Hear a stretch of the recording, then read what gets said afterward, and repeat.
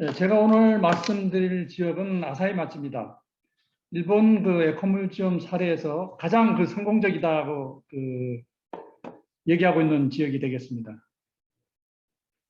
자, 먼저 에코뮤지엄은 여러분들이 잘 아시겠지만은 70년대에 생겨서 정의가 어쩌고 하다가 많이 변했지만은 맨 마지막 글에 나오지만은 지역의 발전에 도움이 되는 것을 기본으로 한다는 게 어느 정의의 문구에도 들어있는 사항입니다. 그래서 이 에코뮤지엄 정의는 정해진 게 아니기 때문에 시간에 따라서 이렇게 바뀌고 있습니다. 그래서 80년대는 곧 나와 있는 것처럼 되어 있지만 거기에 중요한 것이 행정당국과 주민이 함께 구성한다는.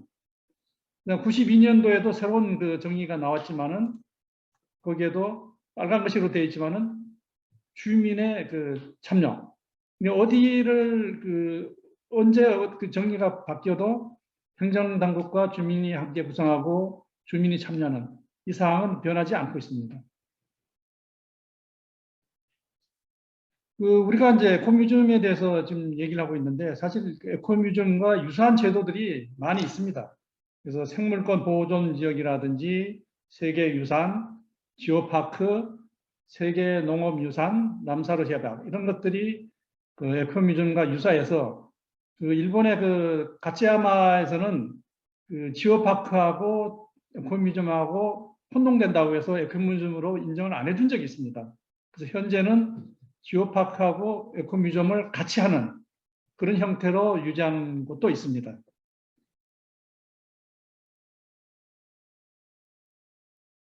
자, 일본이 이제 에코뮤지엄 도입한 것은 1974년이지만은 이때는 그렇게 활발하게 되지 않았고 80년대 말에 아라이라는 사람이 도입함으로써 활발하게 운동이 되었는데 그때는 그 시대의 환경과 그다음에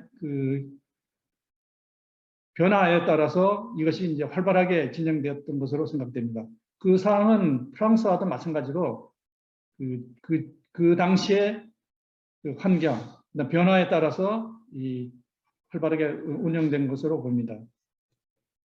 그래서 도입된 후에 이제 1989년도에 일본에서 처음으로 아사히 마츠에서 연구회가 설립이 됩니다.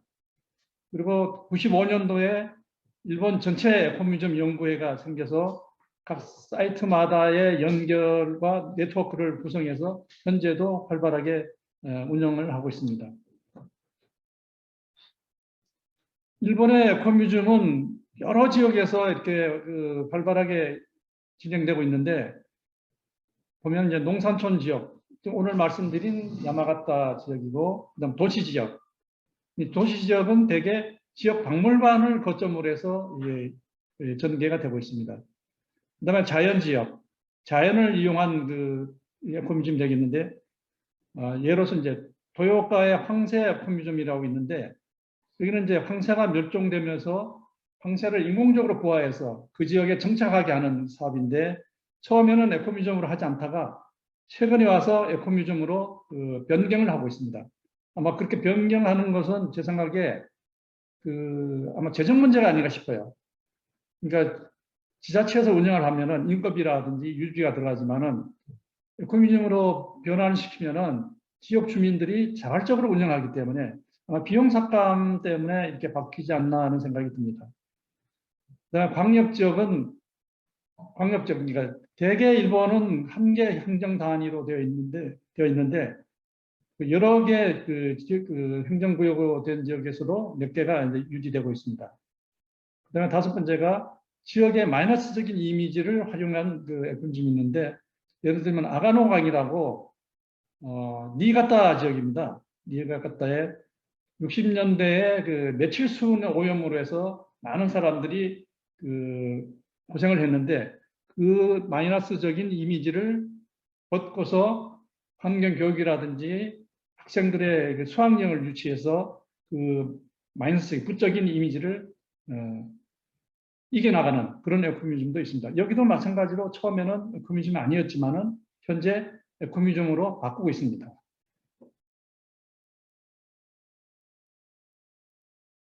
그 일본의 그 에코뮤지엄은 아까 말씀드린 대로 1980년대 말에 들어와서 2000년대 그 급증을 하게 되는데, 이것은 전원공간 박물관이라는 사업이 그 당시에 있었습니다. 그 영향을 받아서 진행이 되었는데, 일본은 대부분이 한 10,000명 이하의 지역에서 대부분의 에코뮤지엄이 활발하게 운영되고 있습니다.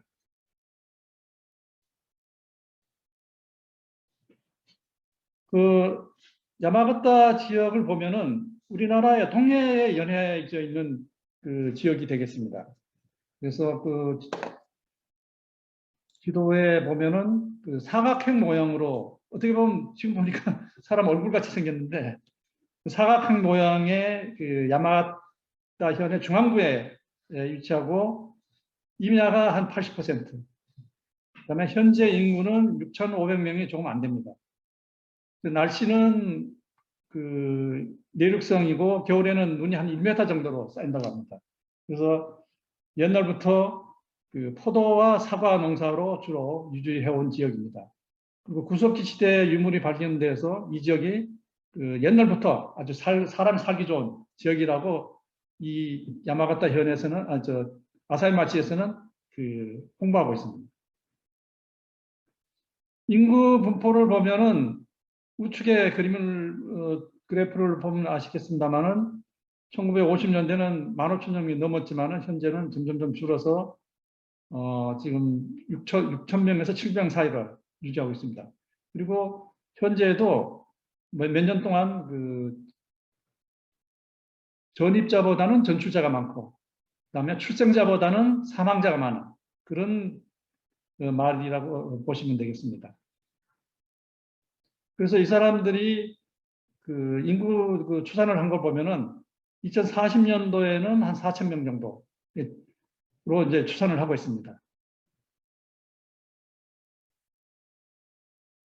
아사히마치에서 이제 그 에코뮤지엄을 시작한 동기를 보면은 이제 1984년도에 종합개발계획 2차가 시작되었는데, 이때 그 지자체에서 그 관광 산업을 부흥시키기 위해서 아사히 가족 마을 여행 마을 정비 사업이라는 것을 시작을 합니다. 그래서 5년간 해서 89년대 아사히 자연관이라는 그 우리 얘기하면 관광 지역이 되겠습니다. 산 위에 스키장이나 테니스장, 캠핑장을 만들어서 관광객을 유치하는 사업이 이 지역에서 처음으로 시작이 되었고, 그 이후에 89년도에 에코뮤지엄이 만들어지게 됩니다. 물론 그 이전에도 그런 지역 살리기나 환경 보호를 위한 그런 사람들의 모임이 있어서 자원조사라든지 여러 활동을 했습니다만은 89년 이후에 본격적으로 시작이 됩니다. 그 연구회가 그 설립된 과정을 보면은 그 니시자와라는 사람이 있는데, 그 사람은 이 지역 사람이 아닙니다. 아닌데 1975년도에 이 당시에 25살이라고 하는데 결혼을 하고서 이쪽으로 이사를 오게 됩니다. 원래 그 여행을 좋아하고 자연주의적인 그런 생각을 가져서 여기에 그 당시에 그 지역에 여관을 하고 있었는데, 그 여관이 폐관이 되는 것을 그 사람이 인수를 해서 자연주의자의 집이라는 것을 만들게 됩니다. 그리고 이제 연구회를 그 주민들과 한 10여 명이 만들게 되는데, 맨 마지막에 나와 있습니다만은 뭐 기본적인 에코뮤지엄의 사상을 이념을 가진 그런 목적의 그 모임을 만들게 됩니다.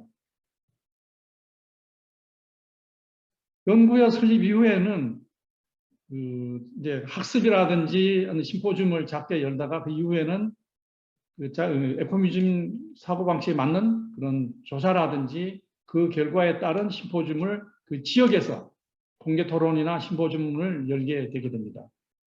그래서 아까 말씀드린 아사히 자연관이 지자체에서 지역 부흥을 위해서 만들었다고 하면은 그쪽 주민들은 1990년도에 공기신사라는 것을 만듭니다. 이 공개의 고마움을 느끼는 그런 인형을 가진 그 기념비를 그 지역에 만들게 되는데, 아사히마치에서는 아사히 자연관과 공기신사가 이 에코뮤지엄의 주축을 이룬다고 보시면 되겠습니다.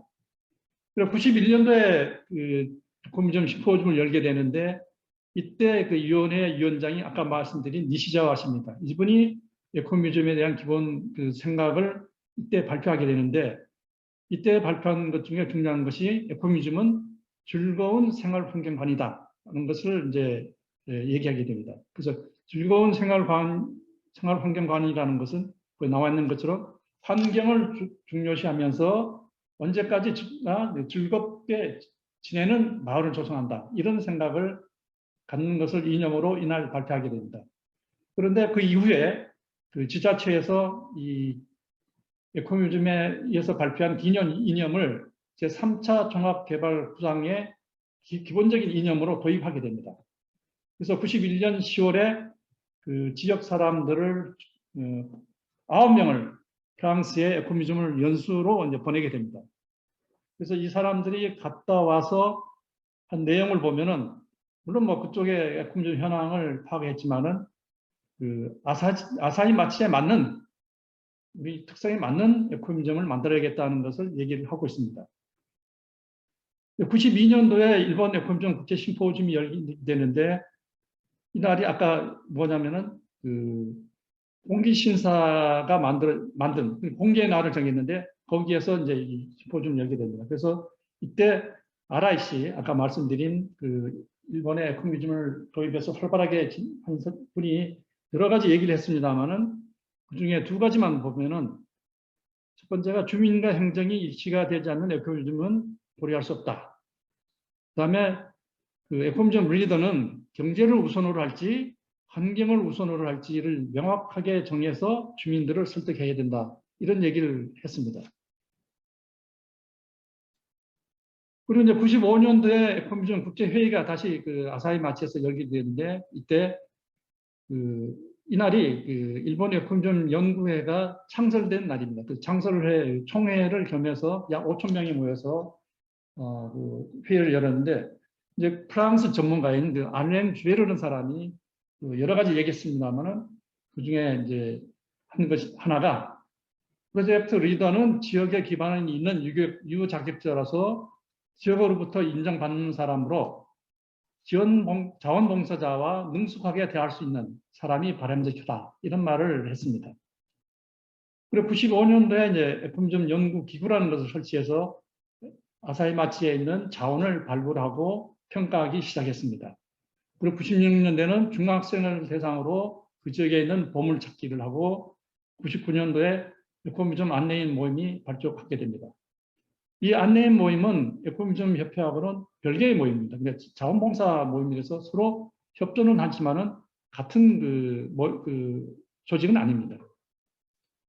그 이후에 이제 99년도에 에코뮤지엄 협회가 설립이 되고, 2000년에 에코뮤지엄 코어센터라고 하는 창립관이 지자체에서 만들어서 이 에코뮤지엄 창립관을 이 협회가 운영하게끔 하게 됩니다. 그래서 이때부터 2001년도부터 유탁관리를 맡게 되는데, 이때부터 본격적으로 에코뮤지엄 그 운동을 전개하게 됩니다. 그래서 2002년도에 그 전 주민을 대상으로 아사히 마치 보물찾기 운동을 하는데, 각 그 주민들에게 일정한 그 폼의 양식을 줘서 거기에 적어서 보내는 그런 엽서처럼 만들어서 보내게 하는 운동을 하는데, 약 1,000개 정도의 보물이 그 건이 만들어져 가지고 지금도 그 파일로 그 저장돼 있어서, 그 파일을 가지고 계속 그 지역에 있는 그 보물을 찾는, 그리고 유지하는 그런 그 일을 하고 있습니다. 91년도에 그 아사히 마치 종합개발 계획에 에코뮤지엄 이름이 들어갔다고 했는데, 그때 그 만들어진 5가지 목표가 여기에 적혀 있습니다. 대부분이 자연을 중요시하는 그 사람들의 생활, 문화 창조라든지 이런 것들이 들어있는데, 이 5가지 목표를 달성하기 위해서 그 밑에 나옵니다만은 15개의 프로젝트를 만들게 됩니다. 그 프로젝트의 첫 번째가 그 에코뮤지엄 운동을 전개하는 것이 첫 번째로 되어 있습니다. 그래서 그 이후에 91년도에 프랑스 에코뮤지엄 연수단을 9명을 파견하게 되는데, 이 9명을 그 구성을 보면은 다양하게 회사원도 있고, 학교 선생도 있고, 그다음에 그 숙박업을 하는 사람도 있고, 사서도 있고, 다양한 사람들이 갔다 오게 됩니다. 아까 말씀드린 창류관입니다. 창류관은 문화회관, 국민관, 우리가 얘기하면은 과일화관이 되겠습니다만, 그다음 도서관, 그다음 에코무점 투어시설 기능하는 건축물인데 여기에 에코룸을 에코무점 협회에서 에코무점 일을 하게 되는데 여기에 가면은 그 지역에 있는 그 에코무점의 유성들의 모든 기록이라든지 모든 안내, 그다음 소개를 받을 수 있는 그런 지역이 되겠습니다. 그러니까 박물관의 출입구 역할을 하는 곳이 되겠습니다. 아사히 마치는 우측편에 나와 있습니다만 16개 유성으로 되어 있는데 그 16개 유성 중에서도 또 많은 것이 20, 30개씩 그 안에씩 들어있습니다. 물론 적은 것도 있지만 대부분이 한 20개 정도의 사이트가 정해져 들어있습니다.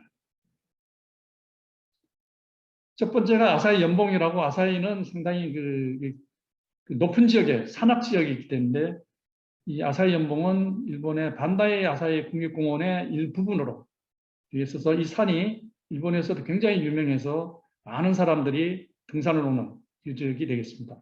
그래서 아까 말씀드린 자연주의자의 집이 있어서 이 등산객이나 그 주변에 오는 사람들이 여기에 묵는 그런 장소가 있습니다.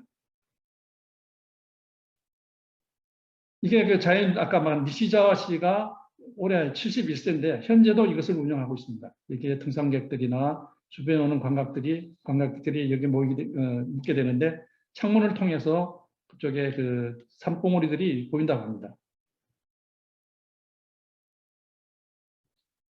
이거는 아까 계속 말씀드린 니시자와 씨가 현재까지 75년대에 들어와서 그런 에코뮤지엄 활동을 하면서 지은 책들입니다. 현재도 시판이 되고 있는데 내용을 보면 되게 그쪽에 그 산악 지역, 아사히 연봉에 관련된 그런 내용들이 들어있는 책이 되겠습니다.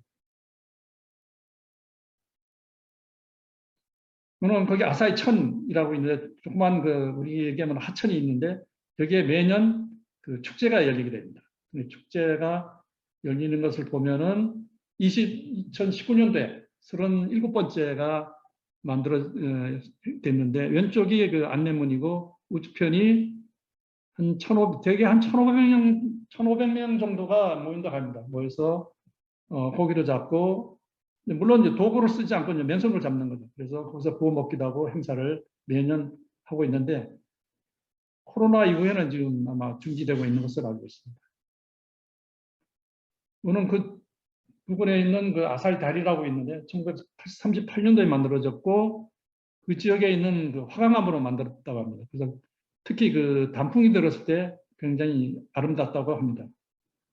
그래서 그 단풍 사진을 넣으려고 그랬는데 단풍 사진이 이거보다 좋지는 않더라고요. 그래서 이걸 봄의 사진을 넣게 됐습니다.